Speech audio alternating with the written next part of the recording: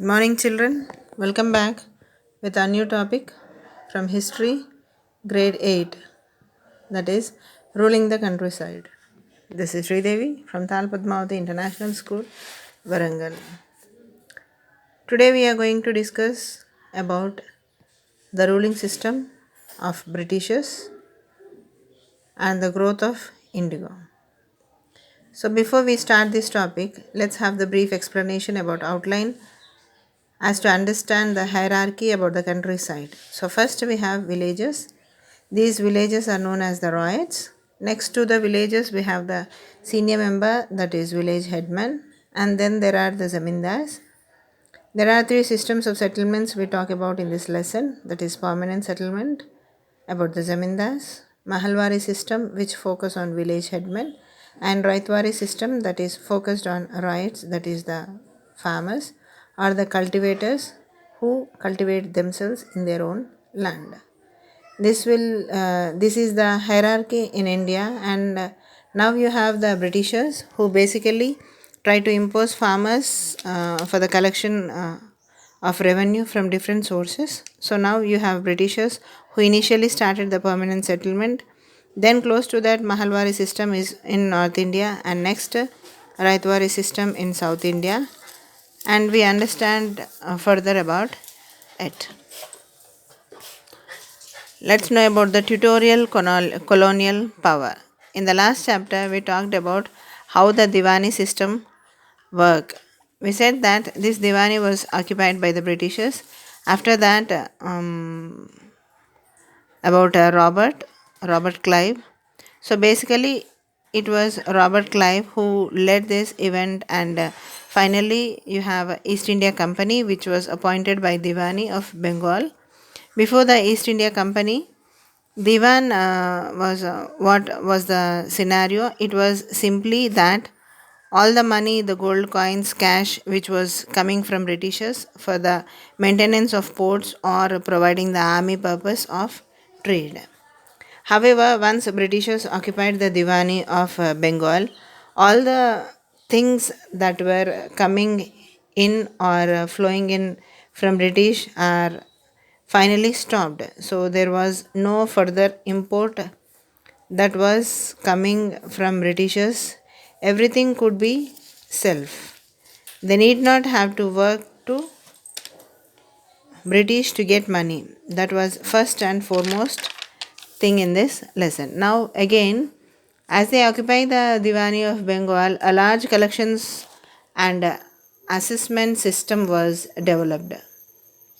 The collection of system made sure that all tax are collected. As the state of Bengal in it became the state of crisis where there is a lack of the basic goods and services that was there. Now what happened in a period of 5 years? This value of goods that was brought by the company in Bengal doubled. So the scenario was fast changing. So the company was trying to maintain the most of the revenue of Bengal. In 1770, there was a famine in Bengal which killed over 10,000 people, and one third of the population was wiped off.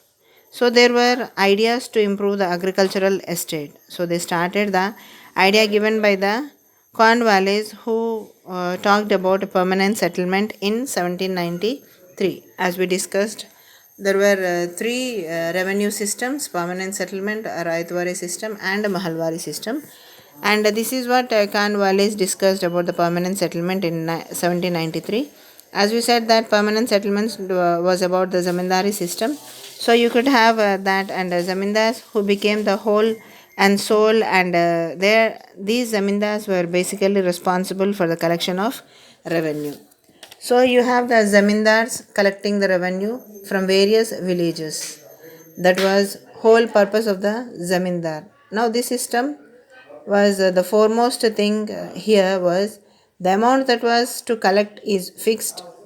There was no change in the amount that was made. So this amount was very high initially. So the farmers and cultivators has to suffer in paying of that huge amount, or the amount to be in the form of tax. However, later on the situations improved and agriculture flourishes.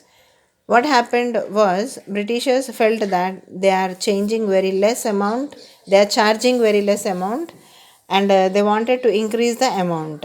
But the contract has signed with a fixed amount that they have to pay, and whatever the amount to be paid. So suppose the zamindars who initially felt that their amount is high, that they cannot pay the taxes for the same amount, and they lost their zamindari power and zamindars, and finally had to auction to the company for sold. So that was the state of the zamindars. So now first decade of 19th century, the price of land increased and cultivation also expanded. As a result, company felt that they are in loss because they have fixed to the price what they have to pay or of the rent. However, they felt that they can charge the more money. So that was the state of the company during that time. And however, villages always oppose this system.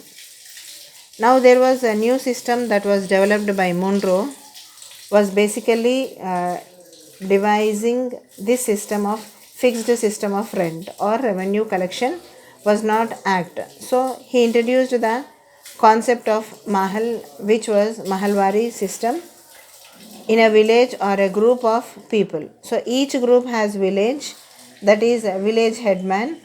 So what was responsibility of village headman was is to collect collection of taxes. So what happened to this new system is there was no rule for the zamindars. So zamindars were out of the plane. So village headman became very important. So that the village headman will collect the tax, and as it was his duty, and there is no fixed charge, and this amount revised periodically based on situation. So this Mahalwari system, as we said, it became very popular in North. However, South India, the scenario was different. In South India, villages were working at their own fields. So the villages were known as riots, and based on their riots, you have the Rayatwari system that was introduced in South India. So this South Indian system removed the system of zamindari and removed the concept of village headman. Their concept is only for riots. So these riots were basically in charge or paying their tax directly to the Britishers. So these Britishers acted as kind of parental figure for them. So that was the third system we talked or discussed about. Crops of Europe. Let us know about the crops in Europe. It was realized that countryside or rural areas was good for generations of revenue. But slowly, Britishers realized that they could also grow even crops in India, which could be useful for Europe. It started in 18th century, and the idea was to grow both opium and indigo. Later, on, they started growing jute in Bengal, tea in Assam, sugarcane in UP, that is Uttar Pradesh, wheat in Punjab, cotton in Maharashtra and Punjab, and rice in Madras. Many of these came up as plantation crops, and wheat, cotton were very demandable in Europe. Now, what is this indigo? It is a dye, or it is a blue colored dye that is present and was common during 19th century. It was in high demand in Morris prints in Britain, and this Morris print was one of the biggest and the most important source where India was considered as the largest supplier of indigo in the world. Now let's see why indigo was high in demand. So this indigo crop was unique because it was grown only in the tropical countries. Now tropical countries are those which are close to the equatorial zone. That is 0 degrees to 23.5 degrees, which is tropical zone. And above the tropical area, we have the temperate zone. In this area, we have the another plantations called as wood. This plantation grew in the areas like northern Italy, southern France and Germany and Britain. But this was alternate or the substitute of indigo, and this wood has given the very dull color in contrast to the indigo, which was used and gave the bright color. And the dyers of Britain who were dyeing the clothes were looking for indigo. And those who were the manufacturers of wood felt that they would lose the job, or their crop or plantations felt that there would be risk of high competition. So what they tried to do was they started pressurizing the government to ban the import of indigo.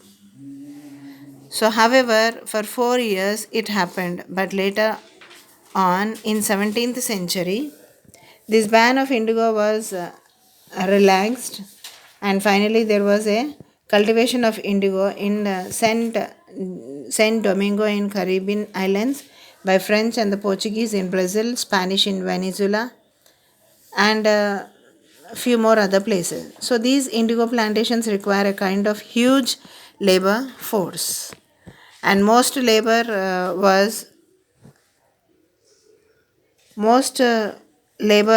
who worked here in the farms were given very tough work. And even it also started in parts of North America. When it was growing in West Indies and America, the supply slowly and gradually collapsed. Of course, there are various reasons for that, and all that production that was done in France was because of African slaves who were taken over there forcefully to work in the farms from Africa. And in 1792, these French colonies totally abolished slavery, and as a result, these African slaves who were not working on the plantations, and there was a rebellion, and finally, they did not had any person who was working for the indigo plantations, and this plantation was no more to be found or into existence. So, therefore, they found India as a good ground for growing indigo.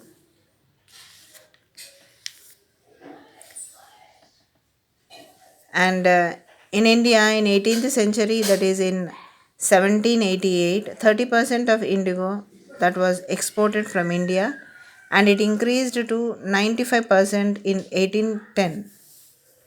So what was the idea of the company? The idea of the company or the British East India Company was, during that time they invest more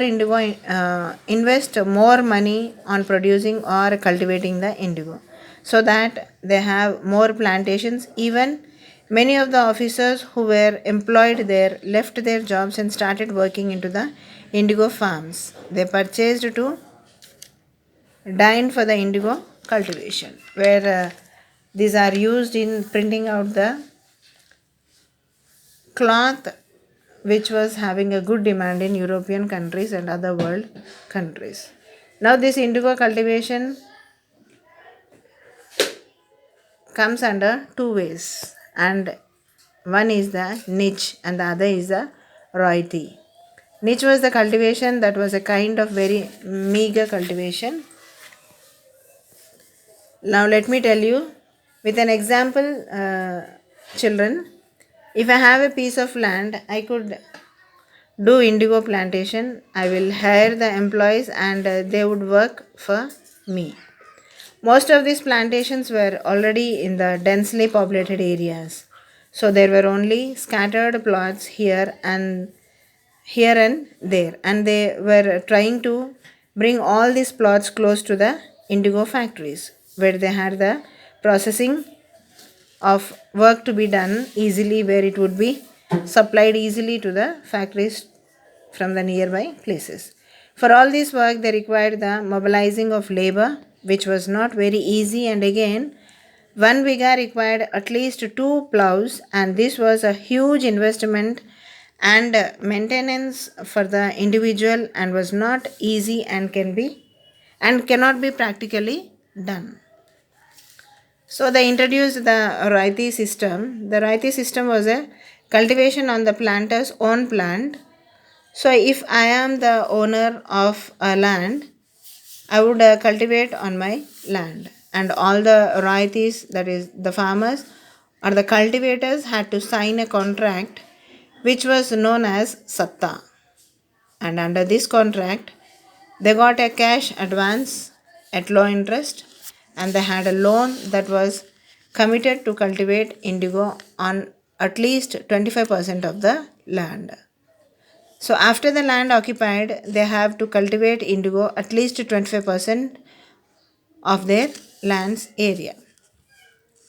The planters used to give the instruments, seeds, drill, and the cultivators used to till the soil, prepare the soil, and sow the seeds, and finally have indigo, which went to the indigo factory. Again, the price was very low when compared to the international market, and therefore, a lot of indigo was exported from India during that time. Still, indigo suffered huge problems because the roots of indigo go deep and it exhausts the fertility of the soil. So, if the soil once had the indigo plantation, it would be not good, and it will not be good anymore for rice cultivation. So that was the major fight that they had to see during the indigo production. So, as a result, many of the local cultivators were not ready to grow indigo in their land, which was troubling the people. Even the niche or else the riots, both the farmers or the person who got owned land, were in a situation not to handle this growth of indigo anymore in their own lands due to the problem whatever they faced in the fertility of the soil. Now let's see how the indigo manufacturing is done. It is done with the method of uh, fermentation. So there are three vat or fermentation vessels. In the first vat, they keep the indigo plantations, and then they boil the plantations. They after boiling the plantations, the rotten part is removed and the water from it is drained, and the water solution from it passes to the second vat vessel or the vessel which is beside the first vessel, where it transfers the liquid to the second vessel. Here it is stirred it. Here it is stirred and by a person with a beating pedal, and a person here continuously stands and beats it, standing in more than half of his body into the water for around 8 hours. So it was a kind of heavy or pressurized job for the fermenters who are working as the vat beaters. Then, after a long process, the color changes green to blue, and later they add a limestone to the liquid. And there would be flags that come up on the lower side, and the upper water is drained, and these lower flags were later on separated into a separate flag, and then they were crushed and then finally sailed. And this is how the indigo was extracted from indigo plantations. And the process of this indigo was uh, tedious process for the rights, which was very tough, which was very hardworking. And though they does so much hard work, they were given very less payments for the work whatever they had done. So the rights even were losing the land and its fertility because of growing the indigo, where they were unable to grow any other crop in the field. So the Roids or the cultivators rebelled that they will not grow indigo anymore. So situations changed because of the trouble they were facing just for growing the indigo. So growing indigo brought a major problem for the farmers in India, where they lost to grow further crops in their plot of land. So they did not pay the rent to the planters. They attacked the indigo factories where the indigo processing was done, and those who were working as the planters were boycotted, and gumastas and agents who came to collect the rent were beaten up. So finally, the local people were supported by the local villages and the village headmans and even the zamindars.